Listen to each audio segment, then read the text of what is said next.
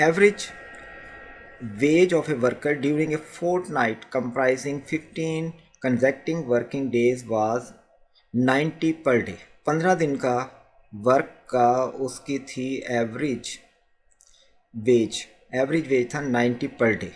During the first 7 days his average was ₹87 per day. First 7 days उसका veg था 87, उसे जो सैलरी मिलती थी वो मिलती थी 87 rupees per day. And the average wage during the last 7 days was 92 per day। What was his average wage on the 8th day?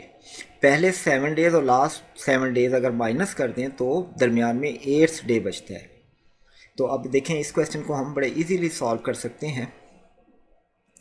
Total ways for 15 days, वो उसने हमें बताया हुआ है कि उसकी 15 दिन की एवरेज 90 है, इसलिए हमने 15 को 90 से मल्टीप्लाई किया तो उसकी टोटल सैलरी या वेज 15 डेज़ के लिए 1350 बनता है। फर्स्ट 7 डेज़ में उसकी एवरेज है 87 7 डेज़ के लिए। 7 को 87 से मल्टीप्लाई किया तो 609 उसकी फर्स्ट 7 डेज़ में सैलरी है।